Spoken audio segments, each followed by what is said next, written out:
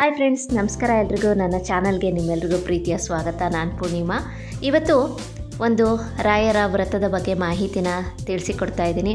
Last ವಿಡಿಯೋಲಿ ಒಂದು ರಾಯರ ಮಹಿಮೆನ ಶೇರ್ ಮಾಡಿದ್ದೆ. ಅದರಲ್ಲಿ ರಾಯರ ವ್ರತದ ಬಗ್ಗೆ ಹೇಳಿದ್ದೆ. ಆ ವ್ರತ ಯಾವುದು ಅಂತ ಕಮೆಂಟ್ ಸೆಕ್ಷನಲ್ಲಿ ಕೇಳ್ತಾ ಇದ್ರು. ಹಾಗಾಗಿ ಇವತ್ತು ಒಂದು ರಿಕ್ವೆಸ್ಟೆಡ್ ವಿಡಿಯೋನ ಮಾಡ್ತಾ ಇದ್ದೀನಿ. ಆ ವ್ರತ ಯಾವುದು ಅಂತ ಕೂಡ ಇವತ್ತಿನ ವಿಡಿಯೋಲಿ ತಿಳಿಸ್ಕೊಡ್ತಾ ಇದ್ದೀನಿ. ಸ್ನೇಹಿತರೆ, ನಾನು ಒಂದು ರಾಯರ ಬೃಂದಾವನದ ರಂಗೋಲಿಯನ್ನು ಹೇಗೆ ಹಾಕಬೇಕು, ಪೂಜೆ ಮಾಡೋದನ್ನು ಕೂಡ ತಿಳಿಸಿದ್ದೆ. ಆ ವಿಡಿಯೋ ನೋಡಿ ಆ ಸಬ್ಸ್ಕ್ರೈಬರು ಅವರು ಕೂಡ 7 ಗುರುವಾರ ವ್ರತ ಮಾಡಿದ್ರು. ಇದೇ ರಂಗೋಲಿಯನ್ನು ಹಾಕಿಬಿಟ್ಟು ಅವರು ಮಾಡಿದಂತಹ ವ್ರತ ಅದು. ಗುರುವಾರ ಹಾಕುವಂಥ ಶ್ರೇಷ್ಠವಾದ ರಂಗೋಲಿ ಅಂದರೆ ಬೃಂದಾವನದ ರಂಗೋಲಿಯನ್ನು ಹೇಗೆ ಹಾಕೋದು ಅಂತ ಇವತ್ತಿನ ವಿಡಿಯೋಲಿ ಶೇರ್ ಮಾಡ್ತಾ ಇದ್ದೀನಿ, ನೋಡಿ. ಈ ವಿಡಿಯೋನ ನೋಡೋಕ್ಕೂ ಮುಂಚೆ ಚಾನಲ್ನ ಹೊಸದಾಗಿ ನೋಡ್ತಾ ಇದ್ದರೆ ಸಬ್ಸ್ಕ್ರೈಬ್ ಮಾಡ್ಕೊಳ್ಳಿ. ಹಾಗೆ ಪಕ್ಕದಲ್ಲೇ ಇರುವಂತಹ ಬೆಲ್ ಐಕಾನ್ ಮರಿದಲ್ಲೇ ಕ್ಲಿಕ್ ಮಾಡಿ. ಇದರಿಂದ ಹೊಸ ಹೊಸ ವೀಡಿಯೋಸ್ ಬಂದರೆ ನಿಮಗೆ ನೋಟಿಫಿಕೇಷನ್ ಬರ್ತಾನೆ ಇರುತ್ತೆ. ವಿಡಿಯೋ ಇಷ್ಟ ಆದಲ್ಲಿ ಲೈಕ್ ಮಾಡಿ, ಕಮೆಂಟ್ ಮಾಡಿ, ಹೆಚ್ಚು ಜನಕ್ಕೆ ಈ ವಿಡಿಯೋನ ಶೇರ್ ಮಾಡಿ. ಈ ರಂಗೋಲಿಯನ್ನು ನೀವು ದೇವ್ರ ಮನೇಲಿ ಹಾಕಬೇಕಾಗುತ್ತೆ. ಮಣೆ ಇದ್ದರೆ ಮಣೆ ಮೇಲೆ ಹಾಕಿ, ಇಲ್ಲಾಂದರೆ ದೇವರ ಕಟ್ಟೆ ಇದ್ದರೆ ಅಲ್ಲಿ ಕೂಡ ನೀವು ಹಾಕ್ಬೋದು. ಇದನ್ನು ಗುರುವಾರ ಹಾಕೋದು ತುಂಬಾ ಒಳ್ಳೆಯದು. ಅಂದರೆ ಪ್ರತಿ ಗುರುವಾರನೂ ನೀವು ಹಾಕ್ತಾ ಬರ್ಬೋದು, ಇಲ್ಲಾಂದರೆ ಪ್ರತಿ ದಿನವೂ ಹಾಕ್ಬೋದು, ಏನೂ ತಪ್ಪಿಲ್ಲ. ಬೇಕಾದರೆ ಇಷ್ಟು ವಾರ ಹಾಕ್ತೀನಿ ಅಂತ ನೀವು ಸಂಕಲ್ಪ ಮಾಡಿಕೊಂಡು ಕೂಡ ಹಾಕ್ಬೋದು, ಏನೂ ತೊಂದರೆ ಇಲ್ಲ. ಅಂದರೆ 48 ದಿನ ಆಗಿರ್ಬೋದು, ಇಲ್ಲ 48 ವಾರನಾದರೂ ಆಗಿರ್ಬೋದು. ನಿಮಗೆ ಎಷ್ಟು ಸಾಧ್ಯ ಅಷ್ಟು ಹಾಕ್ಬೋದು. ನಾನು 7 ವಾರ ಹಾಕ್ತೀನಿ ಅಂತ ಅಂದ್ಕೊಂಡಿದ್ದೆ. 7 ವಾರ ಇನ್ನೂ ಆಗಿರಲಿಲ್ಲ.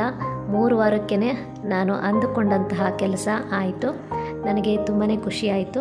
ಇದು ತುಂಬಾ ಶ್ರೇಷ್ಠವಾದ ರಂಗೋಲೆ, ರಾಯರ ಬೃಂದಾವನ ರಂಗೋಲೆ. ಇದನ್ನು ಪ್ರತಿ ಗುರುವಾರ ಅಥವಾ ಪ್ರತಿನಿತ್ಯ ಹಾಕ್ತಾ ಬಂದ್ರೂ ತುಂಬಾ ಒಳ್ಳೆಯದಾಗುತ್ತೆ. ನಿಮಗೆಲ್ಲ ಗೊತ್ತಲ್ವಾ ಬೃಂದಾವನದಲ್ಲಿ ರಾಯರ ಸಾನ್ನಿಧ್ಯವಿದೆ ಅಂತ. ಹೌದು, ಈ ಒಂದು ರಂಗೋಲಿನ ನೀವು ಮನೆಯಲ್ಲಿ ಹಾಕೋದ್ರಿಂದ ತುಂಬಾ ಒಳ್ಳೆಯದಾಗುತ್ತೆ. ನಿಮ್ಮ ಮನೆಯಲ್ಲಿರುವಂತಹ ಒಂದು ಕಷ್ಟಗಳೇನಿದೆ ಖಂಡಿತವಾಗ್ಲೂ ನಿವಾರಣೆ ಆಗುತ್ತೆ ಅಂತಲೇ ನಾನು ಹೇಳೋಕ್ಕೆ ಇಷ್ಟಪಡ್ತೀನಿ.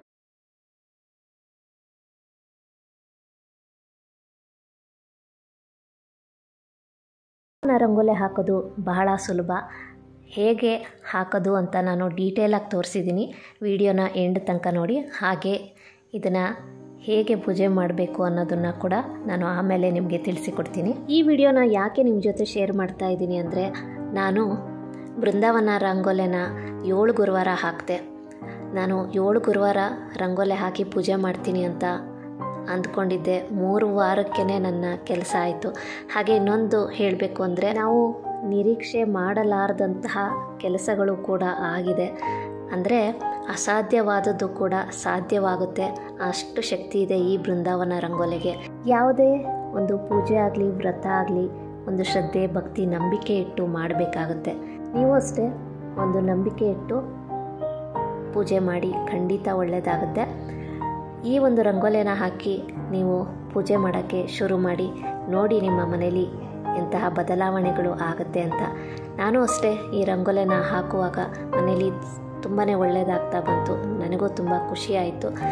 ನಾನು ತುಂಬ ನಂಬಿಕೆ ಇಟ್ಟು ಪೂಜೆ ಮಾಡಿದೆ. ತುಂಬ ಒಳ್ಳೆಯದಾಗಿದೆ ನನಗೆ.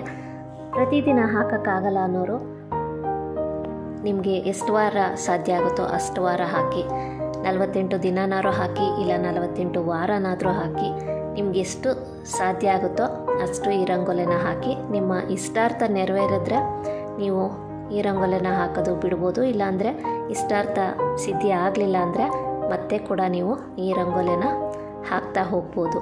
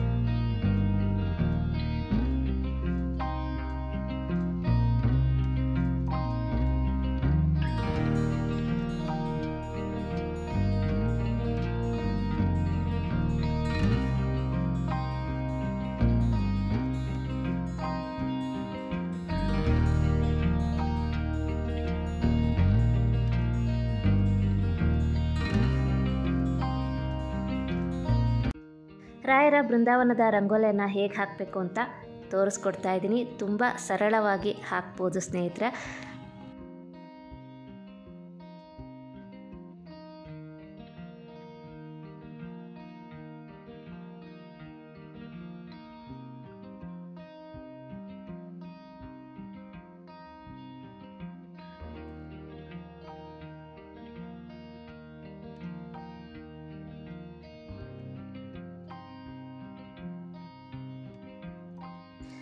ಈ ಒಂದು ರಂಗೋಲಿಯನ್ನು ಹಾಕಿ ನೀವು ಪೂಜೆ ಮಾಡಬೇಕಾಗುತ್ತೆ.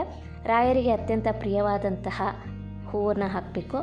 ಮಲ್ಲಿಗೆ ಹೂವು ಆಗಿರ್ಬೋದು, ಇಲ್ಲಾಂದರೆ ಸೇವಂತಿಗೆ ಹೂವನ್ನು ಕೂಡ ಹಾಕ್ಬೋದು. ನಿಮ್ಮ ಯಥಾಶಕ್ತಿ ಹೂವನ್ನು ಹಾಕಿ ಪೂಜೆ ಮಾಡಿ. ತಪ್ಪದೆ ತುಳಸಿಯನ್ನು ಅರ್ಪಿಸಿ. ತುಳಸಿ ಹಾಕೋದನ್ನು ಮರಿಬೇಡಿ. ತುಳಸಿನ ಹಾಕಿಬಿಟ್ಟು ಪೂಜೆ ಮಾಡಿ. ನಿಮ್ಗೆ ಯಾವ ರೀತಿ ಅಲಂಕಾರ ಮಾಡಬೇಕು ಆ ರೀತಿ ಅಲಂಕಾರ ಕೂಡ ಮಾಡ್ಬೋದು. ಹಾಗೆಯೇ ನೈವೇದ್ಯ, ನಿಮ್ಮ ಯಥಾಶಕ್ತಿ ನೈವೇದ್ಯ ಇಟ್ಟು ಪೂಜೆ ಮಾಡ್ಬೋದು. ಸಿಹಿ ನೈವೇದ್ಯ ಆಗಿರ್ಬೋದು ಅಥವಾ ಹಣ್ಣಾಗಿರ್ಬೋದು, ಕಲ್ಸಕ್ಕರೆ ಆಗಿರ್ಬೋದು, ನಿಮ್ಮ ಕೈಲಿ ಏನಾಗುತ್ತೋ ಆ ಒಂದು ನೈವೇದ್ಯವನ್ನು ಇಡ್ಬೋದು. ಆದಷ್ಟು ತುಪ್ಪದ ದೀಪವನ್ನು ಹಚ್ಚಿಡಿ. ಆರತಿನ ಮಾಡಿ ಧೂಪ ದೀಪವನ್ನು ಮಾಡಬೇಕು. ನೈವೇದ್ಯವನ್ನು ಮಾಡಲೇಬೇಕು. ಹಾಗೆ ರಾಯರ ಮಂತ್ರವನ್ನು ಹೇಳ್ಕೊಳ್ಳಿ.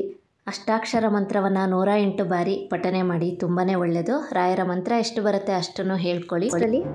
ನಮಸ್ಕಾರ ಮಾಡಿ, ಅಂದರೆ ಪ್ರದಕ್ಷಿಣೆ ನಮಸ್ಕಾರ ಮಾಡ್ಕೊಳ್ಳಿ. ನಿಮಗೆ ಪ್ರದಕ್ಷಿಣೆ ಹಾಕೋಕ್ಕೆ ಜಾಗ ಇದೆ ಅಂದರೆ ಮನೆ ಮೇಲೆ ಏನಾದರೂ ಹಾಕಿದಾಗ ನಿಮಗೆ ಪ್ರದಕ್ಷಿಣೆ ಹಾಕೋಕ್ಕೆ ಜಾಗ ಇದ್ದರೆ ನೀವು ಪ್ರದಕ್ಷಿಣೆ ನಮಸ್ಕಾರ ಮಾಡ್ಕೊಳ್ಳಿ.